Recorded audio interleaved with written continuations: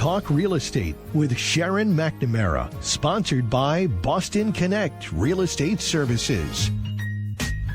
Hi, I'm your host, Sharon McNamara, and you are listening to Talk Real Estate Roundtable. Let me share a little bit about my background before we get started. I am the broker-owner of Boston Connect Real Estate, a boutique firm that is home to over 30 real estate sales and marketing agents who service home buyers and home sellers throughout Boston, the South Shore, the South Coast, and Cape Cod. Our firm takes pride in assisting our clients in the next chapter of their lives by taking a holistic approach to their real estate endeavors. We believe that every move should be a moving experience. Every week, my co-host Melissa Wallace and I will provide you with my team's unique marketing approach to selling homes and share with you our expertise in navigating the home buying process. We value the experience of our agents at Boston Connect Real Estate so much that not only will you hear my perspective on real estate topics, occasionally you will hear the expert thoughts and opinions of our experienced agents at Boston Connect Real Estate. Be a part of our roundtable. If you have any questions during the show, please call 781-837-4900. We love to talk real estate. Follow us on Facebook, Instagram, and wherever you like to listen to podcasts at Talk Real Estate Roundtable. If you would like a one-on-one consultation with me and my team to discuss your real estate needs, you can connect with me at bostonconnect.com or 781-826-8000. Now, sit back, relax, take good notes, and let's talk real estate. And good morning to all my South Shore neighbors. This is Sharon McNamara. You are, of course, listening to Talk Real Estate Roundtable here on Saturday morning, Memorial Day weekend, Saturday, May 24th. Yeah. That was good for that without looking at my calendar.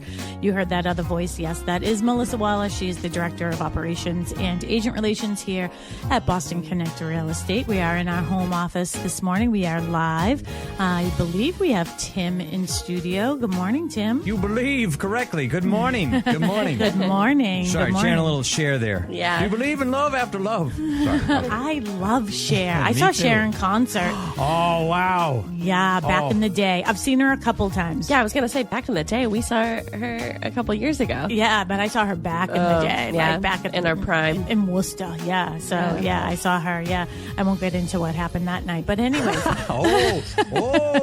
Stay My tuned girlfriend- for next show, folks. Got some juicy tea or something. Keeping it real. Keeping it real. Yep. Let's just say, well, someone stole Karen's pocketbook. I was with Karen, my best friends, Kim and Karen.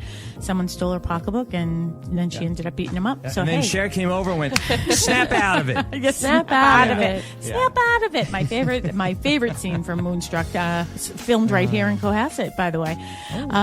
So good morning to all of our South Shore neighbors. Again, you're listening to Talk Real Estate Roundtable. We are streaming everywhere. We are live on YouTube, live on Instagram. We're live on Facebook. We're just about everywhere. We're everywhere. You can't get away from us.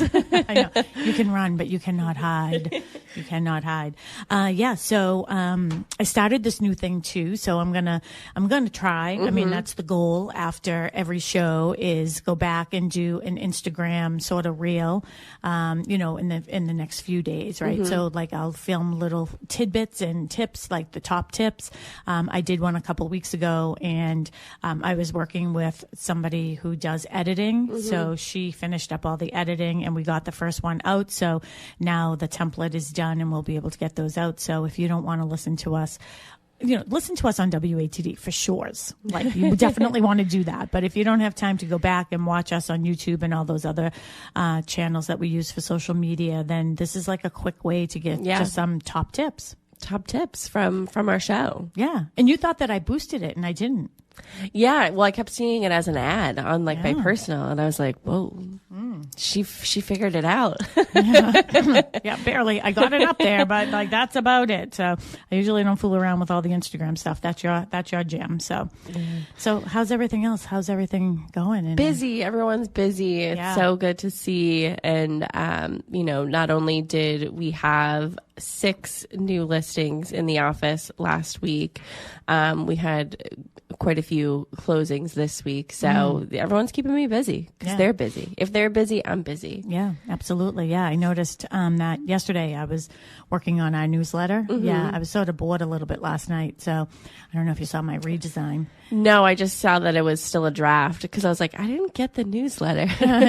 No. So I sent that out late last night, but anyways, I put in there a section about, all this, we had a few agents who had some solds this week and, some closings and a lot of under agreements and contingents. So it seems like the market is still very, very busy if homes are priced accurately, right? Yeah. I mean, I think so. And we get our topics topics for the show from our everyday conversations with agents or with each other, clients. So, this sort of topic that we're going to be talking about today definitely was a conversation that was brought up with one of our agents.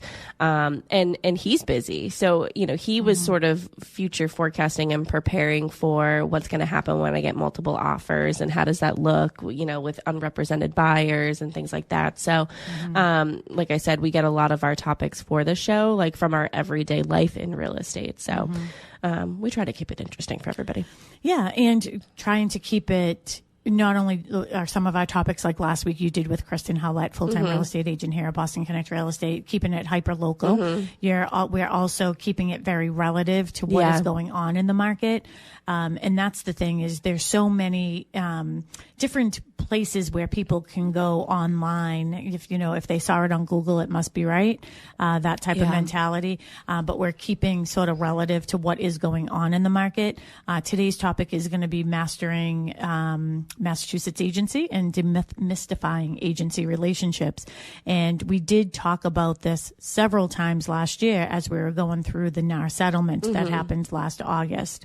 And, the different changes that we were going to see. And I still feel that there's some confusion out there, not only with real estate agents, but with the consumer. And all of this was supposed to be put into place for the consumer. But I'm feeling that there are definitely some myths out there that aren't accurate. And I do believe that buyers, when they're out there looking for homes, whether they're going to open houses or going, calling to get a showing, that they don't fully understand what it means to call the listing agent.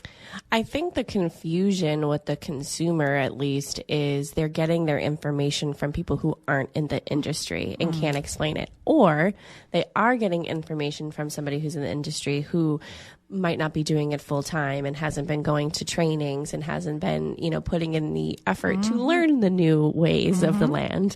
Yeah. So I think that is part of the confusion. It's one thing to see something on the news or hear something from your neighbor. But if they're not in it, it's like I wouldn't take medical advice from somebody who doesn't even have a primary care. You don't even have health insurance. Yeah.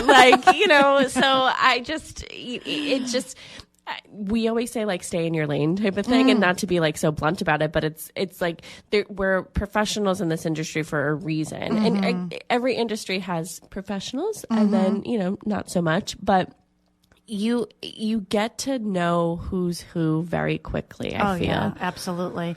And too, one of the things I want to say is, I am super proud of our agent. It was, by the way, it was Matt Mahoney. Matt Mahoney, He's a full-time real estate agent here at Boston Connect Real Estate. He's been with us since he got his license right from the beginning. He is a great, wonderful agent. And one of the things I love the most about being the broker owner of Boston Connect Real Estate is I've gotten quite a few calls recently, which is an indicator to me.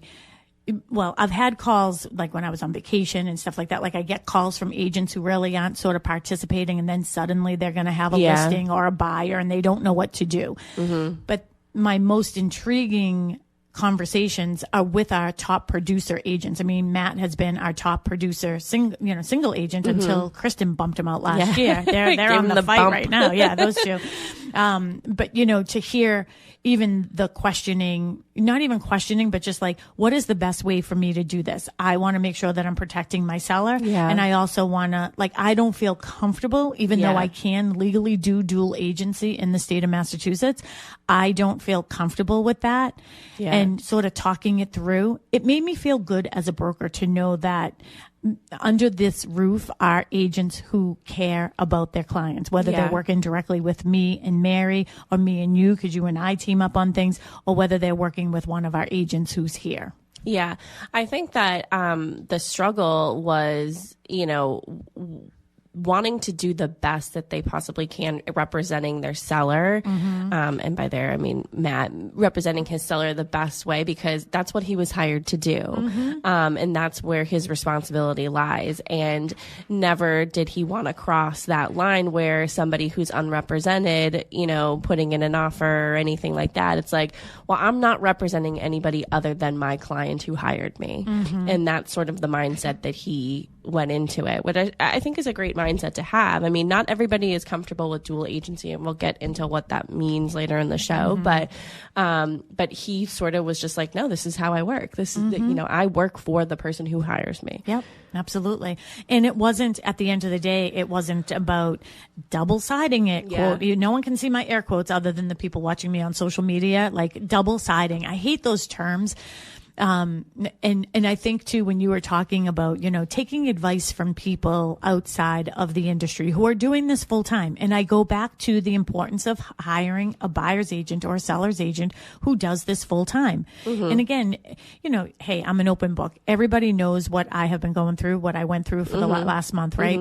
I was very, very clear for the first time in my 24-year career to you and Mary. It is not fair to my clients for me to pretend that I am even in this game a little bit. My full focus was on my father. And it had to be, right? So like that to me is showing that I am a professional when I put my client first, and always first, right? But when you were talking about that, it made me think of the people we take advice from is like really, really scrub that advice. Like, where is that person getting the information? I know that like sometimes, you know, if people talk to me about politics or whatever, like, hey, listen, I know a little bit, but like not enough to have a intelligent conversation. Yeah. Okay. So when I hear people saying certain things, I always say, oh, where did you hear that? Like, how did you like, you didn't come up with that yourself. Yeah. Like, what were you watching? Were you watching CNN? Were you watching Fox? Were you watching MSNBC? Like, where'd you hear it? They say, quote, like quoting the whole thing, like, oh, and then the case study was, you're like, I know that you didn't do a case study. And no one that you know. Yeah, you were not up on the hill. I know you're fibbing. You're not up on the hill there. You don't know. But that's how I feel about real estate as well. Is I heard this. And one of the biggest myths that we're going to sort of demystify when we're talking about agency relationships is if I go directly to the seller's agent. Now the general public doesn't use that term, by the way. They always say the listing agent. Yeah. Okay. When you say the listing agent, in your head, substitute seller's agent for listing agent. That was pretty good of me to just come up with that, really. I mean, I've always thought it in my head, but for the general public and for our listeners, if you say listing agent, make sure in your head in the state of Massachusetts, you're also saying seller's agent, which means that agent works for the seller. Yeah. And nobody else until you get into an agreement with that person. Okay.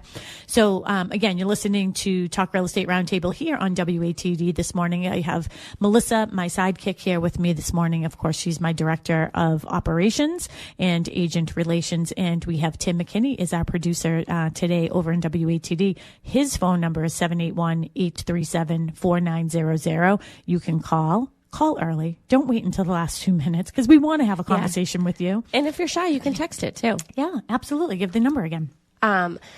Just on that topic was you're not just getting into an agreement with the agent. That agent now has to go to their seller as well and get permission to represent you.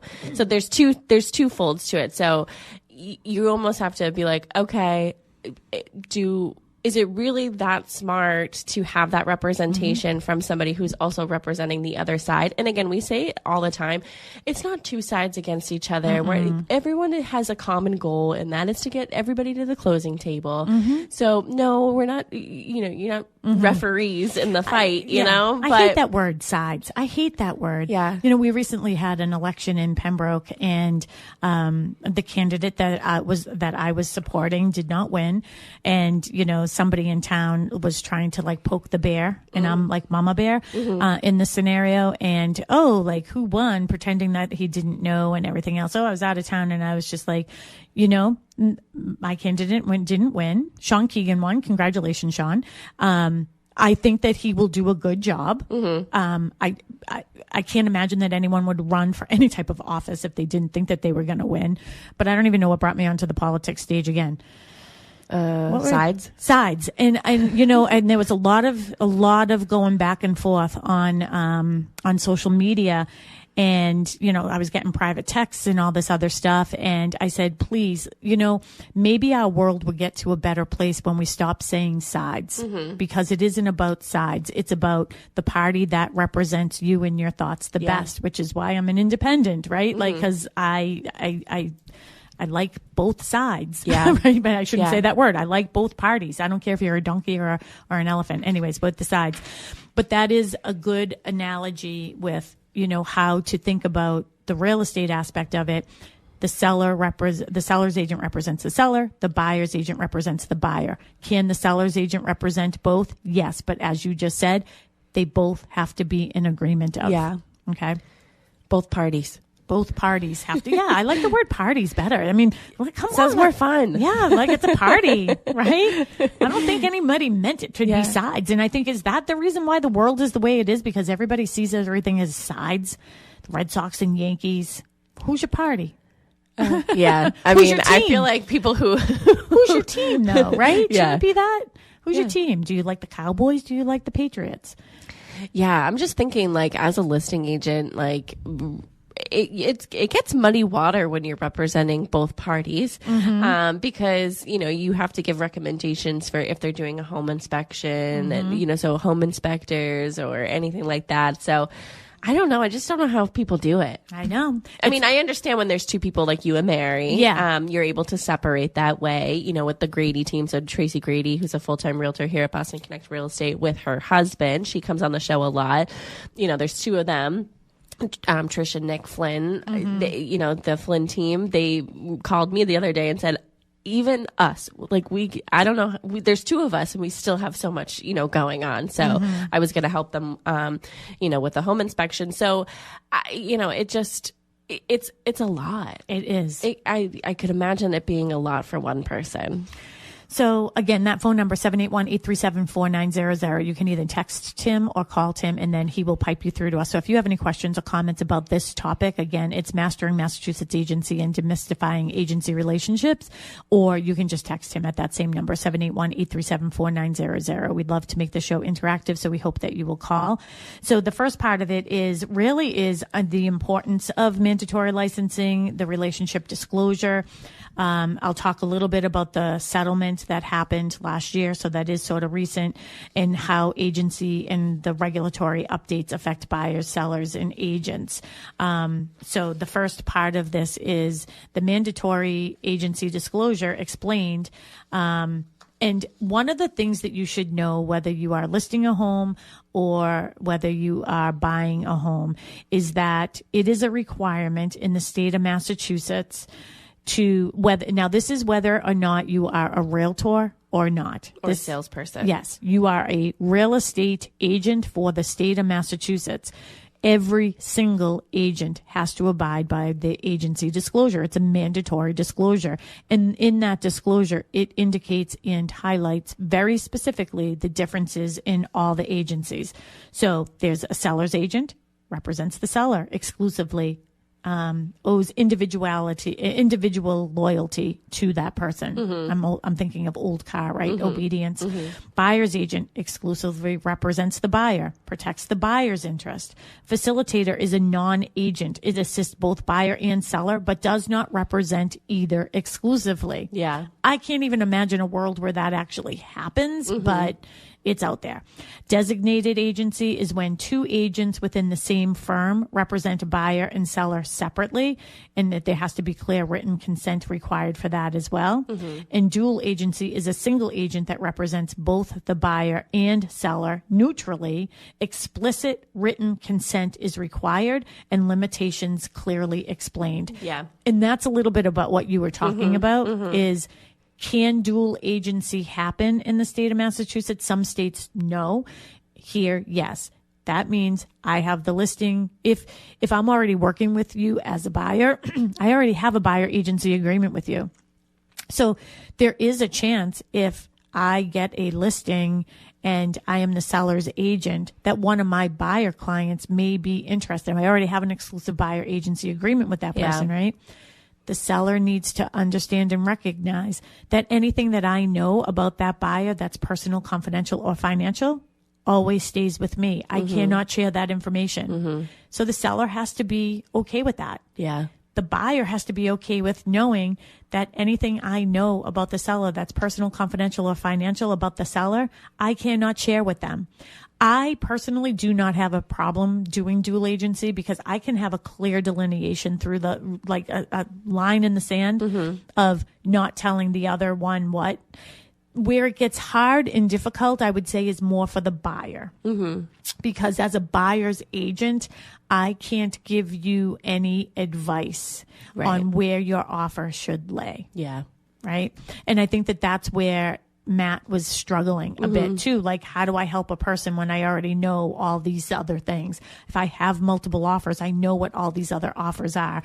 How do I possibly help a buyer? Well, also, if you met that buyer through an open house or they called through, you know, those third party sites and they happened to get you, or they just called the office, just, you don't already have that established relationship with them. So, and you working by, you know, relationships and having all these relationships with your clients, it's sort of a switch to like not really, I would say, not have that same, I don't want to say like love for each other, you know, like you already have that relationship with your seller because most likely they were referred to you or a past client. You might have helped them buy that house years ago and they're ready to move on to something else. But if somebody, you know, calls you out of the blue and is unrepresented, you don't have that relationship with them. No. You know, that's why I think it's interesting to know that there's buyers out there that have no relationship with an agent and sort of don't have any representation. Yeah. Like, how do you, especially first time home buyers, because it's like, how do you know the process? And that's, I don't even know if I fully completed that thought earlier when one of the biggest, Complete your thought. Yeah. One of the biggest myths that we want to demystify is, if I go directly to the seller's agent, will I get a deal, quote unquote, you know, or will they be able to, you know, do something and reduce compensation in order for me to get my foot in the door, like, so I can save some money. That's the other thing too, is when, and again, I didn't finish this thought when we were talking about, you know, the people who you're getting your advice of. As you were saying it, all I can think of is like a dig me. That was that was a phrase that one of the foremen that I used to work with used one time, and I never forgot it. And I was like, dig me? And he goes, yeah, you know, hey, aren't you digging me? Like that type of person who thinks that they know how to negotiate, but like seriously, like you paid more than the sticker price for the car, my friend. Yeah. You know, so, you know, don't take your advice from that person, but where is that information lying? There is certainly, and I had said this one time last year, there's certainly a blog or something out there that says, go directly to the seller's agent or the listing agent, which is the same, and you can get a better deal because now they should be able to reduce their commission because they don't have to pay both. Guess what, friends? That world is gone. Yeah. What the deal you're getting is not being represented. Yeah. That's the deal And you're getting, whether it's a good one or not. Don't we have a form for that, Melissa? What's that called? Yeah, I know, right? Unrepresented buyer. Yeah. So, you know, and like I said, you also get, you know, permission from a seller if they can, you know, represent both sides. But what would be the benefit of a listing agent? I don't see a benefit for the seller. I mean, well, it matters because, I mean, we can have different type of compensation scales, you know, that are within your listing agreement. Yeah. Those are legal. Like, hey, this is how much I'm going to charge you. And if a buyer comes directly to me, then it's going to be this much compensation based on the fact that you're doing the job of two people. And sometimes there is sort of a scale on that. You know, if it's with the same agent in the same office, that maybe they are able to do things like that. But this is the thing. Commission and compensation has always been negotiable. It has always been. But guess what? Negotiable means, and I've said this before, it can be negotiated on both sides. Yeah. So just if I sit down with somebody and they say, I want to, you know, another agent is willing to do it for this amount, will you? And I say no, it doesn't mean I'm not willing to negotiate with you. It just means that no, I'm negotiating for myself as well, right? As an independent contractor, you have that right to say, no, this is where I feel my value is. And you can set your value. Yes. And if somebody has a lower value, has said that their value might be lower, then that's you get what you get. Yeah, you reap what you sow. Yeah. Right.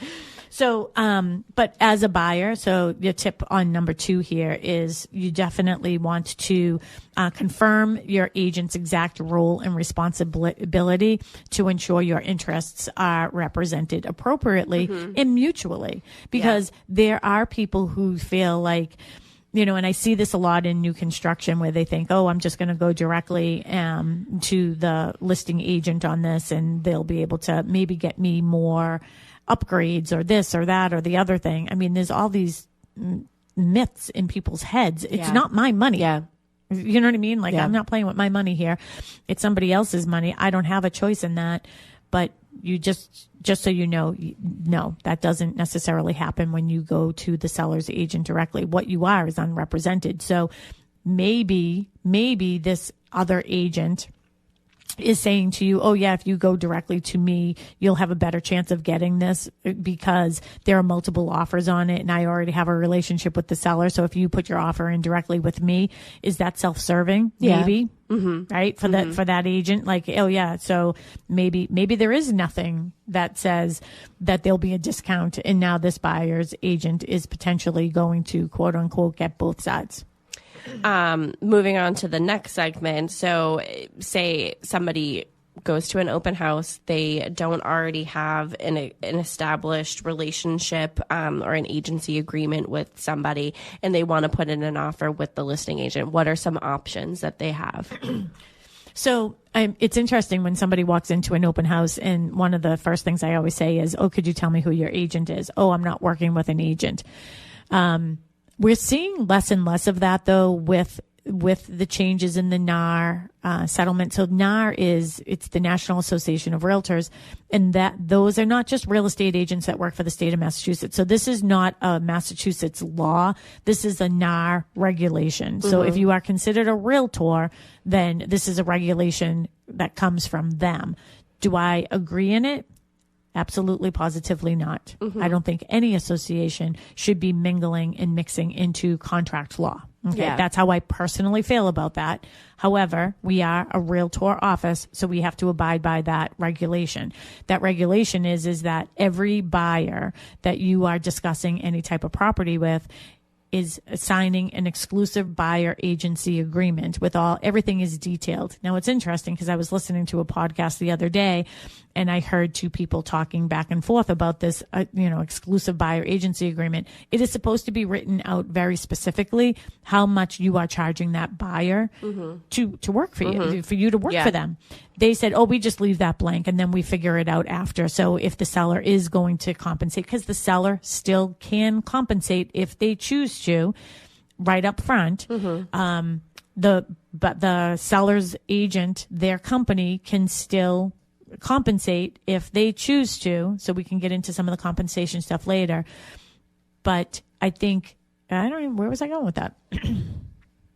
You were really looking at me like you were interested in this topic, so I got flustered. Oh, I'm sorry for staring right into your soul. Yeah, I know. So anyways, the compensation part of it, I guess, is what I was talking about.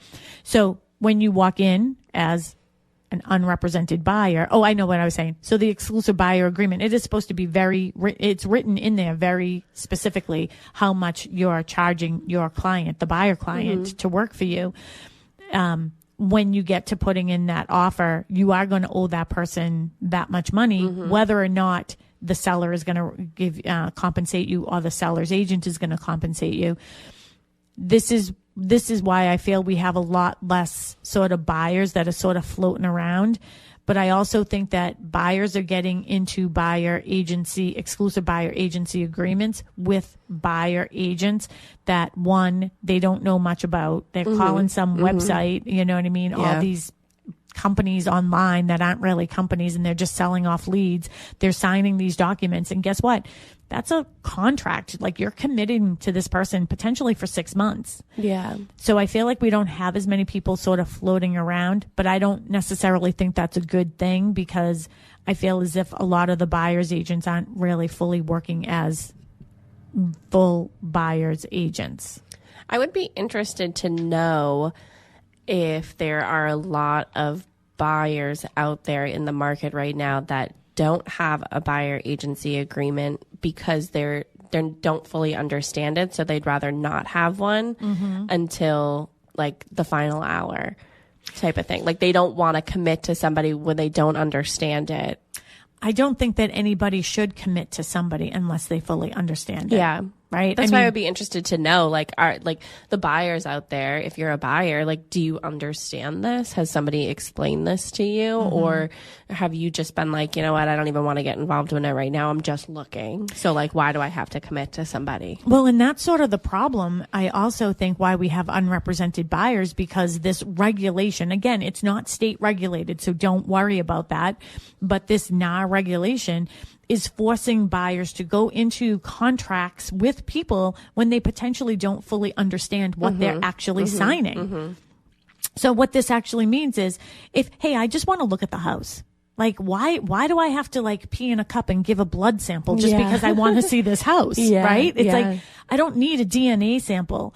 And that's why, like, going to an open house as a buyer, if you don't have buyer agency representation, you know, when you go into that house, here's a tip. Like, don't give away, like, your whole hand, you know, like, don't, you know, and just go in and just say, I just started my search. You know, am I working with somebody? No, not at the time. Yeah. But you should, as a buyer, be interviewing people. We see our agents here. They have full buyer agency presentations. Yeah. We did a whole course on just buyer agency presentations that took us, 3 or 4 sessions to get through? Yeah. And everybody came to the table with them. And you did it as part of the young professionals too, right? Yeah, we did. So, you know, you shouldn't be signing any contract until you fully understand it, because if that buyer agent isn't representing you fully and you show up and you're at this open house and now you can't find your agent, or you don't know, like, are they really fully, oh yeah, I'm going to write an offer up for you, but just so you truly know, I'm a snowbird and I'm down in Naples right now. So, like, just tell me if you like the house and I'll write up the offer. Yeah. Like, that doesn't work. Like, you have to go. The buyer's agent should be meeting you there. The buyer's agent should be bringing the house to you. You should be having that appointment. That just sort of went spiraling because it sort of irritates me so much. Yeah. Because I see buyers doing it all the time, and I understand that NAR thinks that this is protecting people, but I also feel like it's forcing people to do something that they're not fully understanding. Yeah. Well, that's why I was like, I wonder how many buyers are out there that aren't represented, and I guess maybe how many agents out there are doing these unrepresented buyer agreements and sort of having both parties. Not representing both parties, but having and probably not so many. I'm guessing that there aren't too many agents that are saying, okay, I'm glad that you're writing this offer up on me. And in their head, they might be saying, oh, I'm getting both parties, but they're probably saying sides, which drives me crazy. Yeah. But if anybody put in front of me, yeah, I'm happy to write up this offer as soon as you sign this unrepresented buyer document. Yeah. Just so we fully know you're unrepresented, my friend. Right? Yeah. Who would do that? Somebody who doesn't know. Somebody who doesn't know. Somebody who doesn't know. That's the point of this whole radio show here today. Know before you go. Yeah, exactly. So when you show up, to get back to what you were asking me, is if you are a buyer, you do not have a buyer's agent, you can go into the open house, you can look around freely, you can sign in, and if you decide you want to put an offer in on that, you can, chances are you can't go as a facilitator, right? Because the seller's agent already has an agreement and already is contractually already a seller's agent. So then you could be, I want you to represent me. That when somebody comes to me and says, I want you to represent me as a buyer's agent, that's, I know somebody who's either on the internet or understands the situation. And as the listing agent, seller's agent, I can make that decision. And actually, it's really not even up to me. It's up to the seller if they agree to the dual agency aspect of it. Right? Yeah. So you could do that. So you are being represented, but just keep in mind, you know, if I heard the word on the street that this seller is getting divorced and they really want to get out of the house, I might know that without representing that seller. Yeah. I would tell you as a buyer's agent, if I was your buyer's agent, like, hey, word on the street is they're going through a divorce, so they really want to get this house behind them, because that's how things happen. Well, sometimes like people will go through an open house and like a kid will be there and be like, oh, that's, you know, my teacher, Mrs. So-and-so, you know, and you're like, oh gosh. Oh yeah. You know, that's why we also say like kind of take down some certain things where, you know, that, you know, especially if you're going through a difficult time or a difficult transition in your life and maybe you don't want that information out there, and you might be well known around if you work in town and live in town. So oh yeah, take a little bit of the personalization down. Take some of that stuff out. Take some of that down. Yeah. But if back to that point though, is if I know that information just because I know of that family, and if they didn't decide to hire me, then I could tell you everything I know. It would be my responsibility, my fiduciary responsibility to you as a buyer's agent. But when I am the seller's agent, anything I know, I cannot share with you, and nor will I, no matter how much you bribe me. It's not going to happen. Next scenario, I want to talk about if what happens when a buyer comes into your open house with a lot of interest and wants to talk to you, but they have an exclusive buyer agency agreement with somebody. They're already represented by somebody, but they want to chat with you.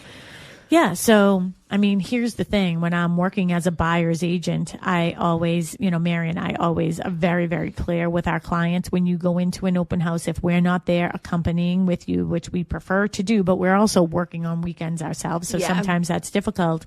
Say nothing. Say nothing. Even if we're with you, like, well, okay.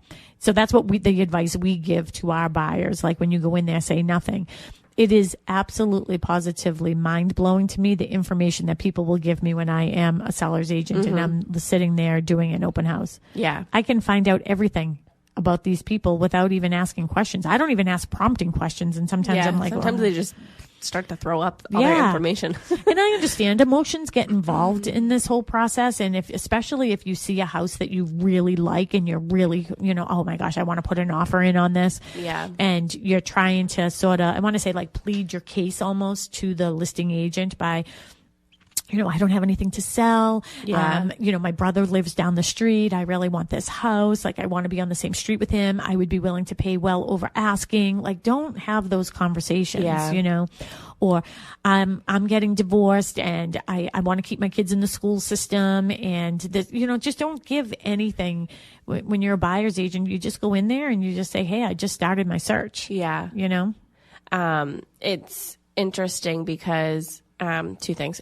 A story is I was visiting Mary at an open house at Jefferson. I think she was doing a commuter open house, and there was a couple there, and they kept looking at me, and they're like, you look so familiar. I think we met you before. And I was like, so I automatically thought that they saw me on the radio show, and they're like, no, we met you at an open house. Come to find out they had come to Copperwood, and I had met them a couple of times, but you know, then they start going off of, well, we bought this, and you know, then now we're thinking about downsizing. Those are their words. We use right sizing. Now we're doing this, and you know, and so I don't think they ended up moving forward within Jefferson, but you know, it was interesting because you got their whole life story. Like, and that was a couple years ago. So it's like, we ended up buying this, and then we got this, and the grandkids, and this, and I'm just like, all right, well, yeah, good to see ya. Good to see you. So what do you think about the weather? And you're represented by somebody else. Is that true? Yeah. Like, where is that other person? Yeah. But, and then the other part was, I would say, as somebody who has done open houses, I think that if somebody goes in and they have representation, the questions that should be asked by somebody is, the age of the roof or, anything specific to the house. Leave when are you accepting offers? Anything to do with being that interested in wanting to put in an offer, let your agent ask those questions and not in front of everybody. Yeah, because everybody else is listening to you. You have a great story about that, being in a house one time and you overheard the people talking. Yes. Remember? Yes, that was one of Kristen Howlett's listings.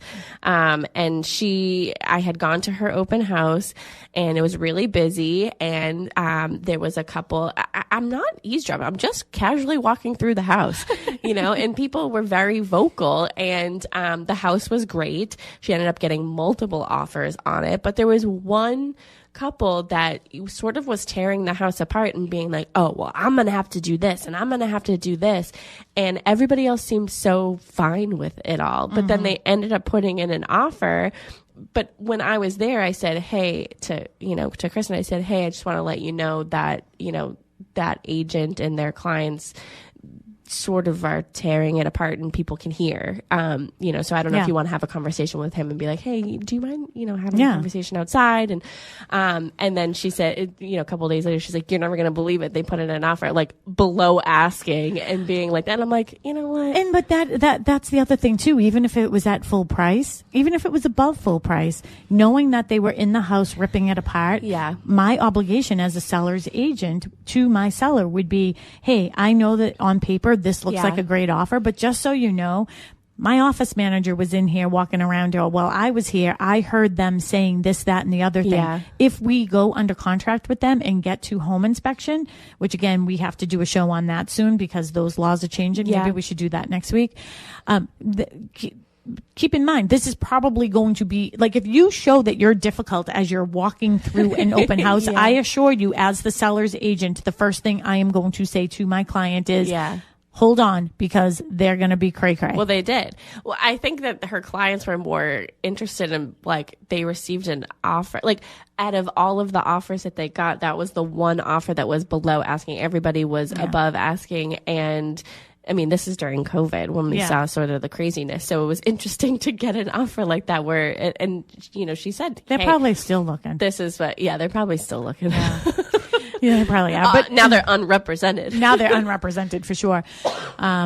But the other thing too, so if you have an agent and you go into a house and you see that this house has a lot of activity and then you're listening to that voice in your head or that Googleness in your head, wherever that blog is, or, your, hey, don't you dig me, friend saying you should work directly with the seller's agent because you'll have a better chance of getting this. Just so you know, that piece of paper that is the exclusive buyer agency agreement that you have with your buyer agent has nothing to do with me and my seller or me with you. Yeah. So if you want to come into this house and you want to write an offer with me, guess what? You still can. Yeah. Do I suggest it? No. Could you? Yes. Do you think is that going to give you any leverage? I say no. You may think so. You may think differently. I don't know. But the reason why I'm telling you, you have that agreement. If you then go and your offer gets accepted and you've written it with either, and again, you could have come to me at one of my listings and I could have said, you know what? I represent the seller. If you want me to write this offer, I am writing it as the seller's agent. Mm-hmm. That's ultimately what Matt ended up doing, right? Yeah. Hey, I can write up other offers. I'm representing one buyer, but as a seller's agent here, tell me how much you want to pay. Tell me if you want a home inspection. Tell me this, tell me that, tell me this. I'll write up the offer. I represent the seller. So I can do that. The problem is once you get under agreement, if the person you have that exclusive buyer agency agreement finds out, they potentially can come back and sue you. Yeah. They're not suing me. I didn't do anything wrong. I don't have a contract with that buyer agent. Do I have an ethics, thing? Potentially, but I didn't ask this person to come to me. This person came to me. What about this scenario? I'm sure it happens a lot with new construction is, you meet with somebody a couple times, they come to your open houses, you've talked with them, they don't indicate that they are represented, and then all of a sudden an agent shows up. Yeah, those ones are fun. So that's procuring cause, right? And, I sit on the grievance committee. Actually, I have to update some of my things that I have to do to sit again. But as being on the grievance committee, we did see a lot of procuring cause. And with procuring cause, if you come to me, and if I'm asking before we get there, by the way, are you working with are you working with a buyer's agent?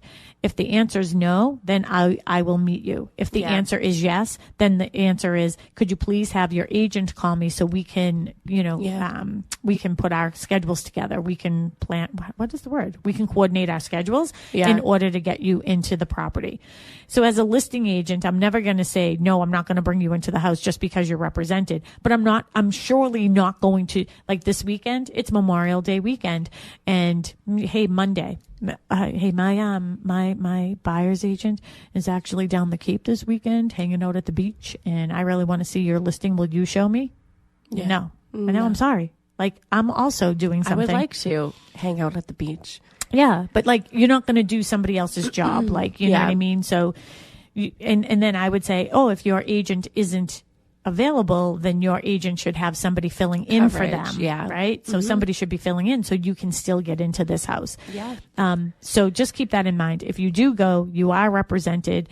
You can go to the seller's agent. The seller's agent could you have multiple exclusive buyer agency agreements signed? Yeah, you could, but you're going to owe people money. Yeah. Right. And here's the truth of the matter. It's not a state law, so you're not going to get anybody arrested. Somebody might get their R taken away as a realtor, but that's never going to happen either. Yeah. So just keep it in mind. Any other scenarios we can think of? Or what do we got? Who pays whom? Critical changes to MLS practices after NAR settlement.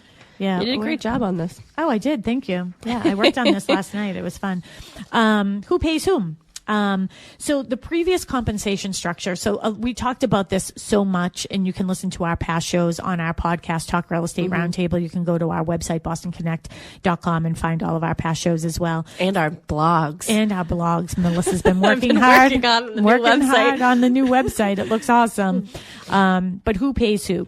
So the best way for me to explain to you how it is now is to explain to you how it was. Now, there are going to be people, there are going to be teachers, instructors in Massachusetts who are going to 100% disagree with what I have to say, but this is how I see it. Yeah. The way it was before is you're going to list your home. I'm going to charge you this percentage. Okay. I'm just going to use round numbers that don't make any sense. Okay. I'm going to charge you 10%.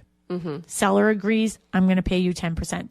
In order for me to put your listing into MLS, the MLS rule says you have to cooperate with buyer's agents in order for you to put this listing in there. So what I say is, fine, I'm going to put the listing in MLS so it gets the most syndication and gets to the most eyes, so we get more buyers who are interested in your home. So hopefully we get the offer that you want that has the best terms, conditions, and sale price. I then say, okay, Mr. or Mrs. Seller, the 10% that you're giving me, again, I'm just using very round, stupid numbers. The 10% that you're giving me, I'm going to give half of that to a buyer's agent.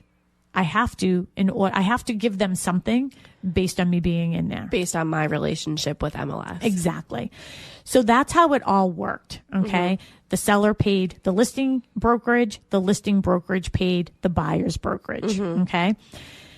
Then came this lawsuit and everything changed. Now, somebody made it seem like the seller was paying the buyer's agent as well. Some instructors in Massachusetts still see it that way. They say, well, it was the buyer's money.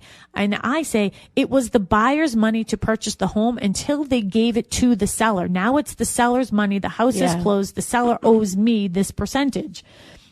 So this is where my difference is, and whatever. That's how I feel about it. Now, it's different. Now I say, okay, we no longer have to cooperate in order to be in MLS. I don't have to cooperate with anybody in order to get your house syndicated through MLS. Mr. and Mrs. Seller, I'm going to charge you $5. Okay. Again, I'm just using fake numbers here. I'm going to charge you 5%. The seller then pays me. I always say in my listing presentations, just so you are aware, you can fully expect, and it's probable that, and again, is this negotiable? Yeah, that percentage, that 5% is negotiable. If that's what I'm charging you to list your home, does it mean I have to agree to what you want? No. Yeah. Okay. Just because it's negotiable doesn't mean I have to agree to what you want. Yeah. Okay. Now the seller will, the buyer's agent will, I can't believe we only have 2 minutes left. The buyer's agent, when they write up an offer for the buyer, within the contract, it will state the buyer is requesting that the seller compensates the buyer's agent. That's one way that exclusive buyer agency agreement, how they can be compensated, okay, is through that document, okay? And the seller can say yes or no. Yeah.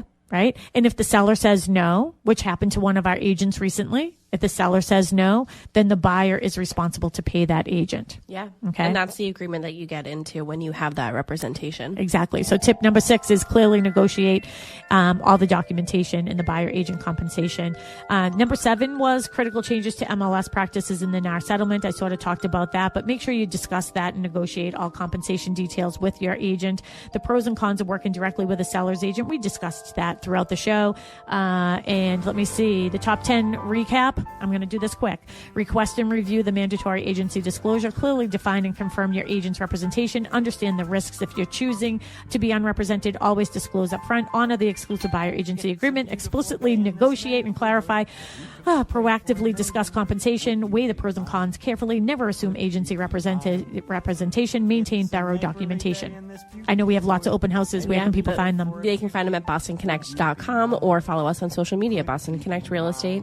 Thanks for listening. Yeah, that was a lot of info, but I will be doing my real estate recap reel. So make sure you keep your eyes out on Instagram, and we'll make sure that we get that out there for you. Bye, Tim. Have a great day. Bye, you too.